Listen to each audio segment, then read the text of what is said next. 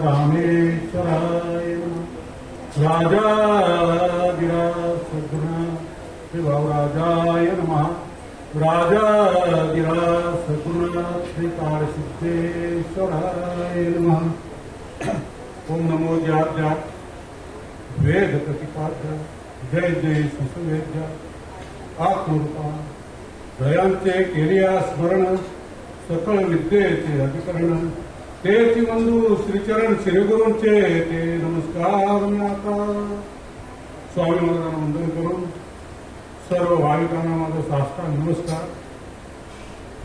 आज अधिक महिन्याची ज्येष्ठ पौर्णिमा आहे आणि त्या निमित्ताने आपण या सत्संगामध्ये संमिलित झालेलो आहोत. चंद्र आणि सूर्य यांच्या संक्रमणामुळे काही दिवस वाढतात. 10 दिवस महिन्याला असे दिवस वाढून दर 3 वर्षाने हा अधिक मास येतो. अधिक मासाची कथा आहे की पूर्वी या अधिक मासामध्ये काही चांगलं काम करीत नसत माणसं. धोंड्याचा महिना म्हणतात किंवा याला मल मास सुद्धा म्हणतात आणि पुरुषोत्तम मास देखील म्हणतात. हा पुरुषोत्तम मास का म्हणतात त्याची कथा आहे.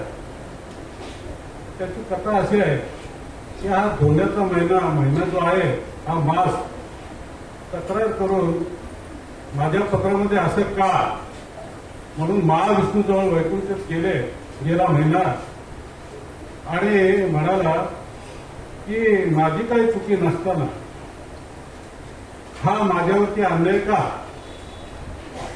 मग महाविष्णूंनी सांगितलं तुम्ही गोलोकामध्ये जा. त्या महिन्याला सांगितलं गोलोकामध्ये तिथे भगवान श्रीकृष्ण आहेत त्यांच्याकडे तू जा. मग भगवान श्रीकृष्णाकडे हा महिना आला. भगवान श्रीकृष्ण तुम्हाला माहिती आहे की त्याने या महिन्याचा स्वीकार केला आणि तिथपासून पुरुषोत्तम मास असं या महिन्याला म्हणू लागलं.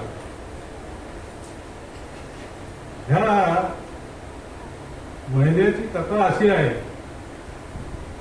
की भगवान श्रीकृष्णाने युधिष्ठिराला द्रौपदीची कथा सांगितली. फार चांगली कथा आहे. या समासावरूनच ही कथा आहे असं म्हणायला हरकत नाही. भगवान श्रीकृष्ण म्हणाले की द्रौपदीचा पहिला जो जन्म होता तो एका ब्राह्मण ऋषीच्या घरामध्ये तिचा जन्म झाला.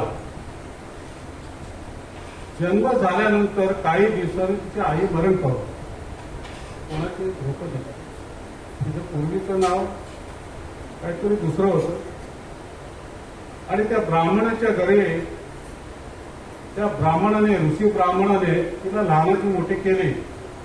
लाडाकोडात वाढवली. अत्यंत सौंदर्यवान अशी ती होती आणि सगळ्या मैत्रिणींची लग्न झाली आणि हिचं लग्नासाठी लोकांनी सांगितलं अरे बाबा तुझ्या मुलीचं लग्नाचं बघ म्हणून तिचा वर संशोधन करू लागला. असं करता करता तिच्या योग्यतेचा काही वर मिळाला नाही आणि तो दिवंगत झाला. तिचा बाप आता राहिले कोण? एकटीच राहिली.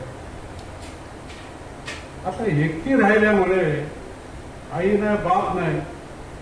आता वर संशोधन करणार कोण? मग असं करता करता तिचं लग्न राहिलं. तिने काय केलं? फार मोठी तपश्चर्या केली शंकराची आणि असं तपश्चर्या करता करता करता शंकर प्रसन्न झाले. तपश्चर्या केल्यानंतर देव प्रसन्न होतो. काय का तुम्ही करून बघा. होतं की नाही? नक्कीच होईल, प्रसन्न होईल. मग असं करता करता तिने वर मागितलं की मला ह्या जन्मात नको तर पुढच्या जन्मामध्ये सर्व गुण संपन्न असा मला वर दे, म्हणजे पती दे, सर्व गुण संपन्न असा पती मला दे. पती दे, पती दे, पती दे, पती दे असं 5 वेळा मागितलं. नंतर तुम्हाला माहिती आहे तथास्तु म्हणतो, मागचा फक्त विचार करत नाही. तथास्तु, आता सुद्धा शंकर तथास्तु म्हणतो. तुम्ही जसं विचार कराल तसं तो म्हणतो तथास्तु. म्हणून ह्या जन्मामध्ये, पुढच्या जन्मामध्ये तुम्हाला माहिती आहे की महाभारतामध्ये द्रौपद राजाच्या पोटी नाही म्हणजे यज्ञ केला, पुत्र कानिष्ठी यज्ञ. आणि त्या यज्ञामध्ये अयोनी संभवती यज्ञामध्ये तिचा भाऊ आणि ते जन्माला दुष्टधुम्न आणि द्रौपदी. आता पुढची कथा तुम्हाला माहिती आहे, महाभारत कसं घडलं वगैरे वगैरे. सांगायचा मुद्दा असा आहे की द्रौपदीने मागच्या जन्मामध्ये सर्व गुण संपन्न पती मागितला आणि 5 वेळा मागितला, म्हणून 5 पती दिले. हे कथेचा असा अर्थ आहे. तुम्ही म्हणाल 5 पती फक्त पुरुष स्त्रीलाच असतात का? असं नाही, पुरुषाला पण 5 पतीच आहे. तसं अहो हा जो ध्येय आहे ना, हा पंचमहाभूताचा ध्येय आहे. म्हणून तर ज्ञानेश्वर महाराज काय म्हणतात माहितीये काय? प्रपंच किंवा संसार हा जो आहे म्हणजे बायका पोरं असणं, पाथाचा प्रपंच म्हणजे संसार, बायका पोरं असणं म्हणजे संसार नाही. म्हणून ज्ञानेश्वर महाराज म्हणतात ना, आबाची संसार सुखाचा करीन आनंद भरीन तिन्ही लोक, जाईन जे माये तया पंढरपुरा भेटेल मायेरा आपुलिया, सर्व सुकृताची फळं लाईन जेव्हा मी देईन पांडुरंगा, बाप रखमा देवीवरून विठ्ठलाच्या भेटी आपली या संसाराची करून घे. काय सुंदर अर्थ आहे त्याचा. अवघाची संसार म्हणजे ह्या देहाचा जो संसार आहे तो सुखाचा करेल आणि काया वातावरण तिन्ही लोक म्हणजे काया वातावरण आनंद भरेल त्याच्यामध्ये असं म्हणतात. त्यासाठी मी काय करेन, पंढरपूरला जाईल आणि त्या माझी आई चंद्र म्हणजे विठ्ठल रुक्मिणी आई बाप विठ्ठल यांना भेटते. सर्व सुकृताचे फळ मी लाईल, जितके फळ आहेत त्यांना मी लाईल. शेवा मी देईल. शेम म्हणजे मिठी, त्या पांडुरंगाला मिठी मारेल. मिठी मारल्यानंतर काय होईल की तो पांडुरंग जो विठ्ठल आहे त्याच्यासाठी, विठ्ठल म्हणजे काय हो, जो विश्वित ठसावला तो विठ्ठल. विश्वामध्ये सर्वत्र जो भरून राहिलेला आहे तो विठ्ठल. तुकाराम महाराजांचं छान अभंग आहे, मला आठवलं म्हणून सांगतो. ब्रह्मज्ञानावरून ना, ब्रह्मज्ञान जरी कळे उठाउटी तरी काही पुटी वेदशास्त्र, शास्त्राचे भांडण तपतीर्थाटन पूर्वीचे भ्रमण यादसाठी जप यादसाठी तप व्यासही अमुक ग्रंथ केले, यादसाठी संत पाये हे सेवावे तरीच तरावेच काम. काय त्या ब्रह्मज्ञानासाठी,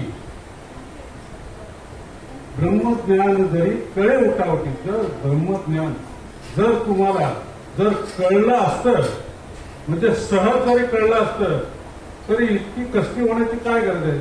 और 6 शास्त्र, 4 वेद, 6 शास्त्र आणि 18 पुराण निर्माण कशाला झाले? बरं ती सगळी निर्माण झाली तरी त्यांचं एकमत नाही का? तरी यासाठी जप तप सगळं आहे. पूर्वी लोक भ्रमण करत होते, आता तेंडुलकर महाराजांनी सांगितलं तीर्थाटन. आपण तीर्थाला जातो, काशी बनारस तिरुपती वगैरे सगळं तरी करतो आपण तीर्थयात्रा. पण खरं तीर्थामध्ये देव आहे का? नाही. देव तुमच्या अंतःकरणात, तुम्ही त्याला बाहेर किती शोधा तुम्हाला सापडणार नाही. ज्या सत्याचा तू शोध घेतोयस, ज्या देवाचा तू शोध करतोयस, ज्या सुखाचा शोध करतोय, ज्या आनंदाचा शोध करतोय, तो देव तुझ्यातच आहे. नवे देव ते देव तूच आहेस. ब्रह्मज्ञान जरी कळा होती तरी काही होती काय त्रास करतात. ब्रह्मज्ञान साठी तुम्हाला काय करावं लागेल? संत पाय यायचं पाहिजे, शेवटी सद्गुरूच पाहिजे तुम्हाला, नाही का? आपला जन्म जो आहे, माणसाचा जन्म कशासाठी आहे नेमका जन्म कशासाठी? बघा, मी तुम्हाला सांगतो, जिथे कारण आहे तिथे परिणाम आहे. तुम्हाला सांगितलं म्हणजे आपण उगाच कुठेतरी जात नाही. जाऊ का?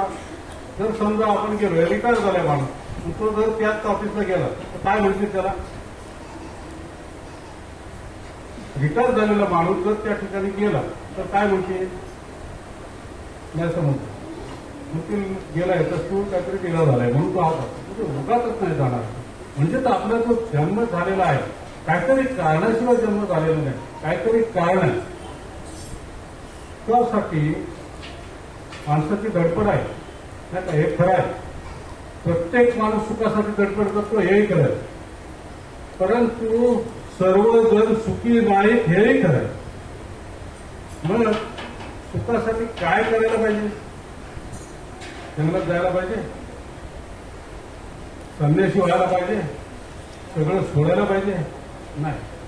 तर जे साधू संतांनी सांगितलेलं त्या साधू संतांच्या प्रमाणे जर आपण मार्गक्रमण केलं तरच तो देव आपल्याला भेटेल, नाही का? तरच ते सुख प्राप्त होईल. पैशाने सुख मिळतं? माणूस केवढं पैशासाठी धावपळ करतो. पैशात सुख आहे का? नाही. मग गडगंज ज्यांच्याकडे संपत्ती आहे ते सुखाने झोपले असतील. झोपेच्या गोळ्या मिळतील तुम्हाला पैशाने, पण झोप विकत मिळणार नाही.